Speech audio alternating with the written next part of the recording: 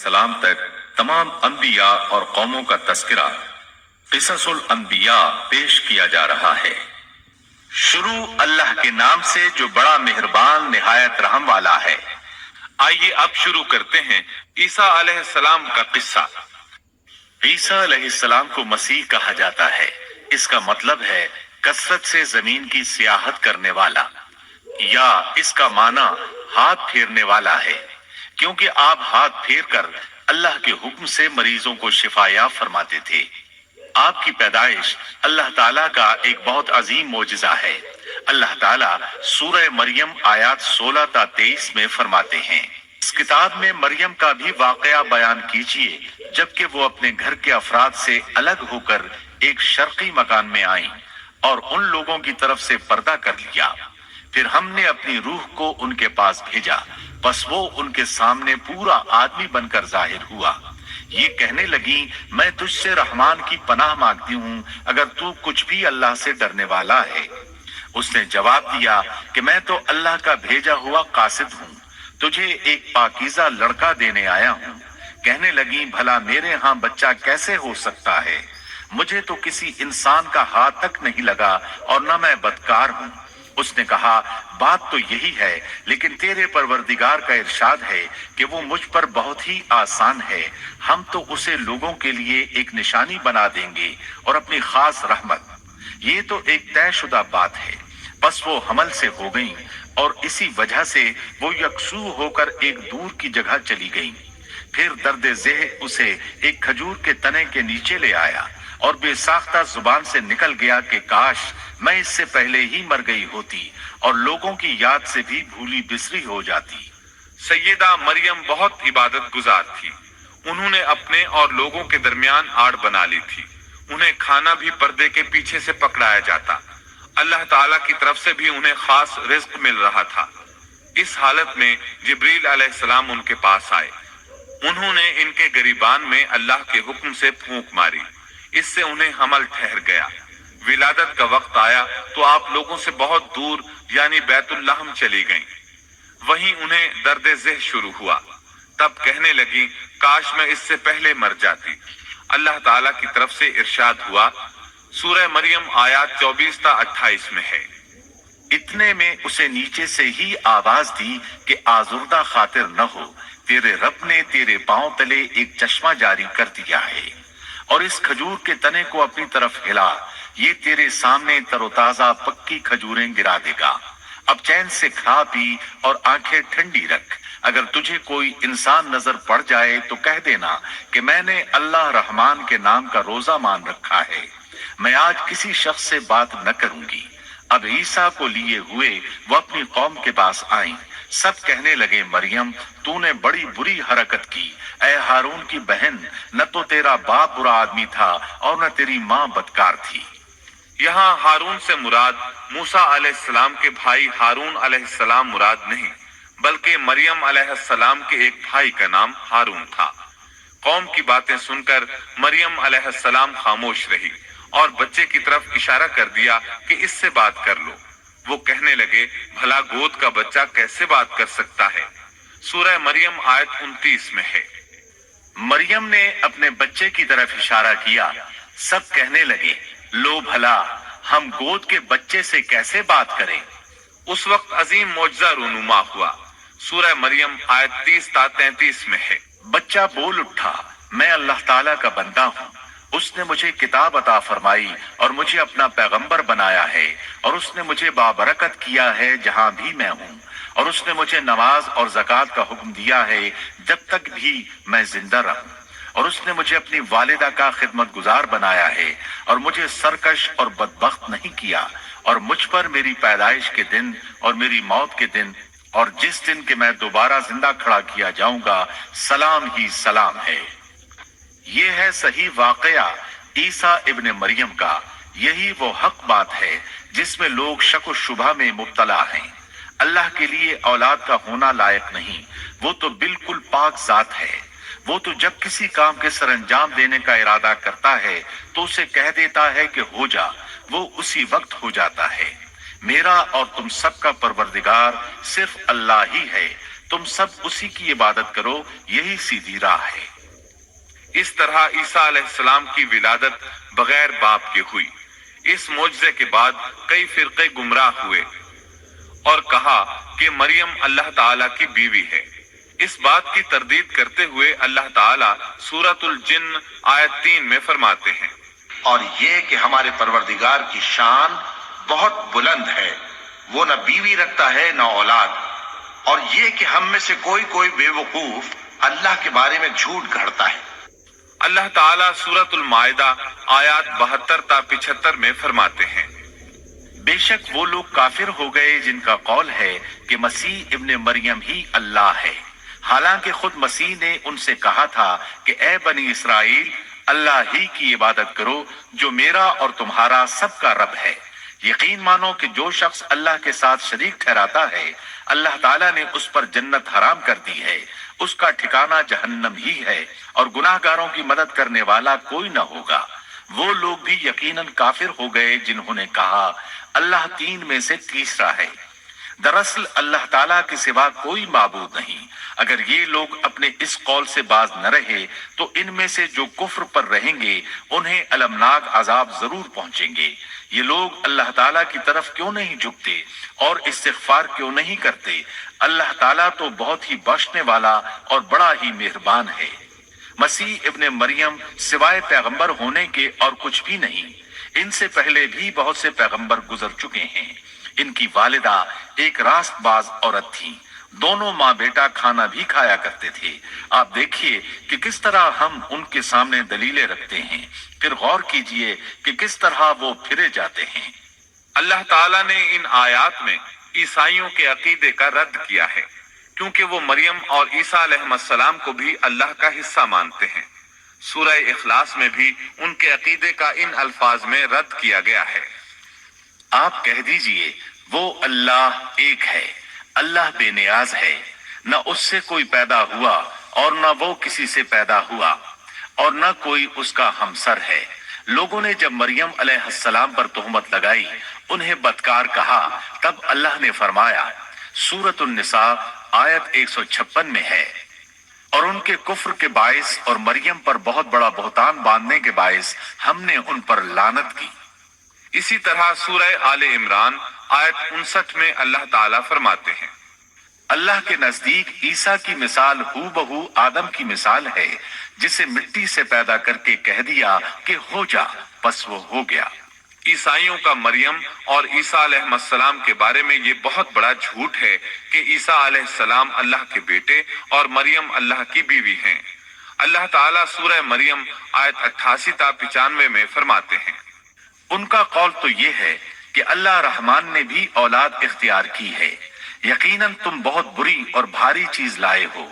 करीब है कि इस बुहतान की वजह से आसमान फट जाएं और जमीन शक हो जाए और पहाड़ रेजा रेजा हो जाएं कि वो रहमान की औलाद साबित करने बैठे।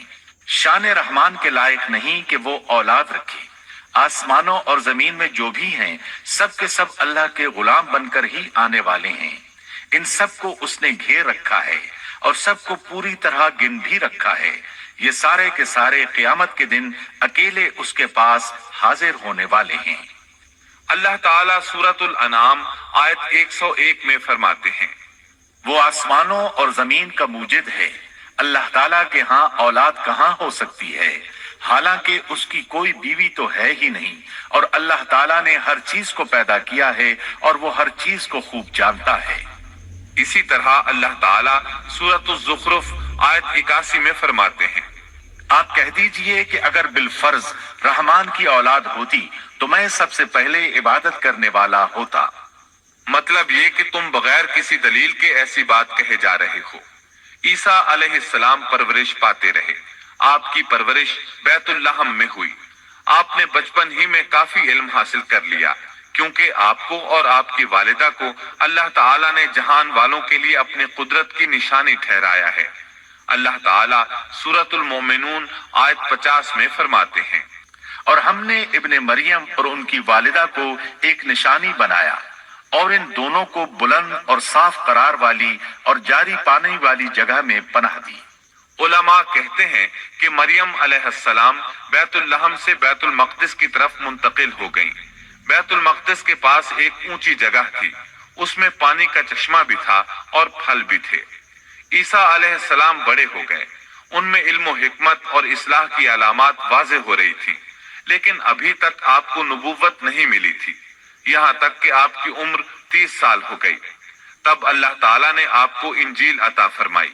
اس کے بعد آپ نے اللہ کے رسول کی حیثیت سے دین کی دعوت شروع کی۔ اللہ تعالیٰ سورۃ المائدہ آیت 46 میں فرماتے ہیں، اور ہم نے ان کے پیچھے عیسیٰ ابن مریم کو بھیجا جو اپنے سے پہلے کی کتاب تورات کی تصدیق کرنے والے تھے، اور ہم نے انہیں انجیل عطا فرمائی جس میں نور اور ہدایت تھی، اور وہ اپنے سے پہلے کی کتاب تورات کی تصدیق کرتی تھی اور پرہیزگار لوگوں کے لیے سراسر ہدایت اور نصیحت تھی۔ اکثر مفسرین کا اس پر اتفاق ہے کہ عیسیٰ علیہ السلام کو 30 سال کی عمر میں انجیل عطا کی گئی، ساتھ ہی اللہ تعالیٰ نے انہیں عظیم معجزات عطا فرمائے۔ سورہ آل عمران آیت 48 اور 49 میں اللہ تعالیٰ فرماتے ہیں، اور اللہ اسے لکھنا اور حکمت اور تورات اور انجیل سکھلائے گا، اور وہ بنی اسرائیل کی طرف رسول ہوگا کہ میں تمہارے پاس تمہارے رب کی نشانی لایا ہوں۔ میں تمہارے لیے پرندے کی شکل کی طرح مٹی کا پرندہ بناتا ہوں، پھر اس میں پھونک مارتا ہوں تو وہ اللہ تعالیٰ کے حکم سے پرندہ بن جاتا ہے، اور اللہ کے حکم سے میں مادرزاد اندھے کو اور کوڑھی کو اچھا کر دیتا ہوں، اور مردے کو جلا دیتا ہوں، اور جو کچھ تم کھاؤ اور جو اپنے گھروں میں ذخیرہ کرو میں وہ تمہیں بتا دیتا ہوں۔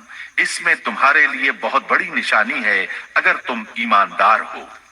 اس طرح عیسیٰ علیہ السلام بنی اسرائیل کی طرف مبعوث ہوئے۔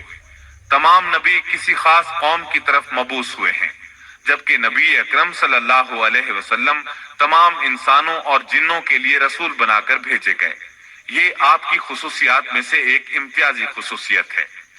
اللہ تعالیٰ نے عیسیٰ ابن مریم علیہ السلام کو عظیم معجزات عطا فرمائے۔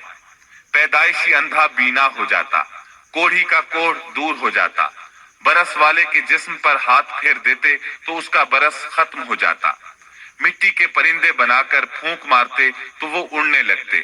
لیکن سب سے بڑا معجزہ اللہ تعالیٰ نے آپ کو یہ عطا فرمایا کہ آپ نے اللہ کے حکم سے مردوں کو زندہ کیا۔ سورہ آل عمران آیت 50 اور 51 میں ہے، اور میں تورات کی تصدیق کرنے والا ہوں جو مجھ سے پہلے ہے، اور میں اس لیے آیا ہوں کہ تم پر بعض وہ چیزیں حلال کر دوں جو تم پر حرام کر دی گئی ہیں، اور میں تمہارے پاس تمہارے رب کی نشانیاں لایا ہوں، اس لیے تم اللہ سے ڈرو اور میری فرمانبرداری کرو۔ یقین مانو کہ میرا اور تمہارا رب اللہ ہی ہے، تم سب اسی کی عبادت کرو، یہی سیدھی راہ ہے۔ لوگوں نے تمام نشانیاں دیکھی لیکن پھر بھی کفر پر ڈٹے رہے، عیسیٰ علیہ السلام کی تکذیب کرتے رہے۔ اللہ تعالیٰ سورہ آل عمران آیت 52 میں فرماتے ہیں، مگر جب عیسیٰ نے ان کا کفر محسوس کر لیا تو کہنے لگے، اللہ کی راہ میں میری مدد کرنے والا کون ہے؟ حواریوں نے جواب دیا کہ ہم اللہ کی راہ کے مددگار ہیں، ہم اللہ پر ایمان لائے اور آپ گواہ رہیے کہ ہم تابعدار ہیں۔ سورۃ الصف میں اللہ تعالیٰ عیسیٰ علیہ السلام کی زبانی فرماتے ہیں کہ انہوں نے ایمانداروں کو مخاطب کر کے کہا، اے ایمان والو، تم اللہ کے مددگار بن جاؤ، جس طرح مریم کے بیٹے عیسیٰ نے حواریوں سے فرمایا کہ کون ہے جو اللہ کی راہ میں میرا مددگار بنے؟ حواریوں نے کہا، ہم اللہ کی راہ میں مددگار ہیں۔ پس بنی اسرائیل میں سے ایک جماعت تو ایمان لے آئی اور ایک جماعت نے کفر کیا، تو ہم نے مومنوں کی ان کے دشمنوں کے مقابلے میں مدد فرمائی، پس وہ غالب آ گئے۔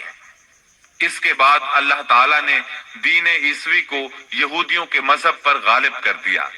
جب لوگوں نے کفر کیا اس وقت صرف حواری آپ پر ایمان لائے تھے، ان کی تعداد صرف 12 تھی۔ بعد میں دین عیسوی کو اللہ تعالیٰ نے مکمل طور پر غلبہ عطا فرمایا۔ حواری ایمان ضرور لائے تھے لیکن ان میں کسی قدر تردد تھا۔ اللہ تعالیٰ سورۃ المائدہ آیت 111 تا 115 میں فرماتے ہیں، اور جب میں نے حواریوں کو حکم دیا کہ تم مجھ پر اور میرے رسول پر ایمان لاؤ، انہوں نے کہا، ہم ایمان لائے اور آپ گواہ رہیے کہ ہم پورے فرمانبردار ہیں۔ وہ وقت یاد کے قابل ہے جبکہ حواریوں نے عرض کیا، اے عیسیٰ ابن مریم، کیا آپ کا رب ایسا کر سکتا ہے کہ ہم پر آسمان سے ایک خوان نازل فرما دے؟ آپ نے فرمایا کہ اللہ سے ڈرو اگر تم ایماندار ہو۔ وہ بولے کہ ہم یہ چاہتے ہیں کہ اس میں سے کھائیں اور ہمارے دلوں کو پورا اطمینان ہو جائے اور ہمارا یہ یقین اور بڑھ جائے کہ آپ نے ہم سے سچ بولا ہے اور ہم گواہی دینے والوں میں سے ہو جائیں۔ عیسیٰ ابن مریم نے دعا کی کہ اے اللہ، اے ہمارے پروردگار، ہم پر آسمان سے کھانا نازل فرما کہ وہ ہمارے لیے، یعنی ہم میں جو اول ہیں اور جو بعد ہیں، سب کے لیے ایک خوشی کی بات ہو جائے اور تیری طرف سے ایک نشان ہو جائے، اور تو ہم کو رزق عطا فرما دے اور تو سب عطا کرنے والوں سے اچھا ہے۔ حق تعالی نے ارشاد فرمایا کہ میں وہ کھانا تم لوگوں پر نازل کرنے والا ہوں، پھر جو شخص تم میں سے اس کے بعد کفر کرے گا تو میں اس کو ایسی سزا دوں گا کہ وہ سزا دنیا جہان والوں میں سے کسی کو نہ دوں گا۔ اور یہ اللہ تعالیٰ کی سنت ہے کہ جب منہ مانگا معجزہ آ جائے اور اس کے بعد بھی لوگ کفر کریں تو وہ تمام لوگ ہلاک کر دیے جاتے ہیں۔ آخر کار وہ کھانا اترنے لگا، انہوں نے اس کھانے کو کھایا اور ایمان پر قائم رہے، البتہ ان میں سے ایک نے خیانت کی، اس کا ذکر آگے آئے گا۔ ان مسلسل معجزات کا لوگوں میں چرچا ہونے لگا۔ یہودی عالموں اور بادشاہوں کو اس بات کی فکر ستا رہی تھی کہ لوگ ان کی پیروی چھوڑ کر عیسیٰ ابن مریم علیہ السلام کے پیروکار بن رہے ہیں، گویا ان کی حکومت ڈگمگا رہی تھی، دنیاوی بادشاہت بھی ہاتھ سے نکل رہی تھی اور دینی امور کی قیادت سے بھی ہاتھ دھونے پڑ رہے تھے۔ یہ صورتحال دیکھ کر یہودی عالم یہودی بادشاہ کے پاس گئے، اسے عیسیٰ علیہ السلام کے بارے میں خوف زدہ کرنے لگے، کہنے لگے وہ خود کو یہود کا بادشاہ خیال کرتا ہے اور دعویٰ کر رہا ہے کہ جلد تم سے بادشاہت چھین لے گا۔ بادشاہ کو اپنی حکومت کی پڑ گئی، اس نے حکم دیا اسے سولی پر چڑھا دو۔ اس وقت سزا کا یہی طریقہ تھا، آدمی کو قتل نہیں کرتے تھے، سولی پر لٹکا دیا کرتے تھے، ہاتھوں پیروں میں کیل ٹھونک دیے جاتے تھے، اسی حالت میں لٹکا ہوا وہ ختم ہو جاتا تھا۔